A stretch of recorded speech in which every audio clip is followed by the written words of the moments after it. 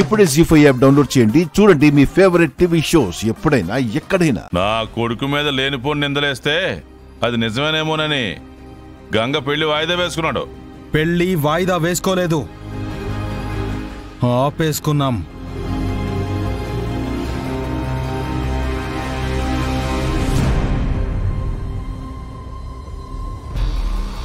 చూసినారా, మరి మాకు అన్యాయం జరిగినట్టే కదా. బంధుమిత్రులందరికీ నా కొడుకు పెళ్లి గంగ చెల్లుతోనని చెప్పుకున్నాక ఇట్లా జరిగితే మా పరువేం గాను. మీ పరువుని మీ కొడుకే తీశాడు అని మీకు తెలీదా?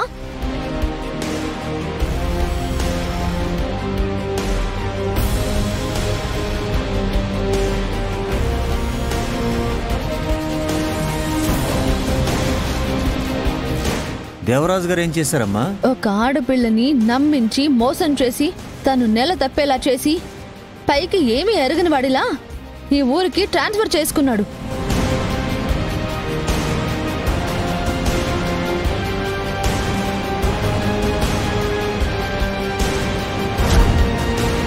పోలీస్ ఆయన గారికి ఈ కథలు కూడా ఉన్నాయన్నమాట. అట్టా చేసినందుకే కదా మా అన్న ఈ పెళ్లి వద్దనుకున్నది. అట్ట వద్దనుకుంటాడు. ఆ పిల్ల దేవ మీద అబాండాలు వేసినంత మాత్రాన సరిపోద్దా? అది నిజమని నిరూపించాలి. నిరూపించడానికి ఆధారాలేవి? నిరూపించలేకే వెళ్ళిపోయింది నాన్న. లేదంటే ఈ పాటికి నన్ను పంచాయతీలో నిలబెట్టి న్యాయం చేయండి అని అడిగేది.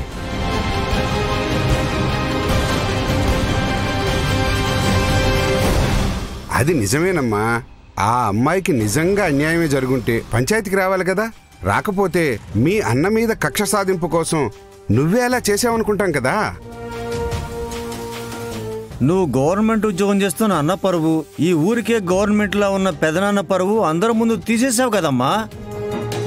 తాళి కట్టించుకున్నాక కూడా ఇంకా చిన్నతనం పోలేదు. పిల్ల చేష్టలు చేస్తుంది. ఏం చేస్తాం? ఇప్పుడేం చేయాలో చెప్పండి నాన్న.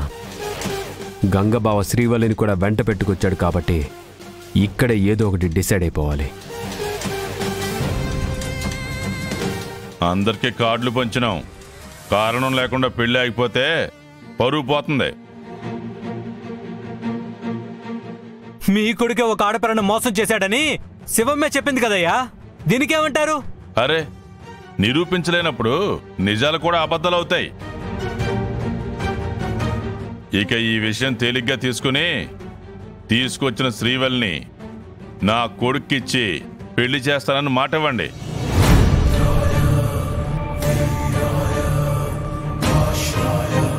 ఏమంటావు గంగా? ఇంతమంది పెద్ద మనుషులు ఇక్కడున్నాక ఎవరికైనా సరే న్యాయం చేస్తారనుకుంటున్నాను. చెయ్యాలి కూడా. పెళ్లి కార్డులు పంచినందుకే మా పరువు పోయింది, మర్యాద పోయింది అని మమ్మల్ని పంచాయతీకి తీసుకుని వచ్చేలా చేశారు. అలాంటప్పుడు నేను ఒక్క మాట అడుగుతాను. నేను పెళ్లి చేసుకున్న వాళ్ళ చెల్లెలు వాళ్ళింట్లోనే ఉంది కదా, మరి తనని అత్తారింటికి పంపించరా? అంటే మా ఇంటికి సాగనంపరా?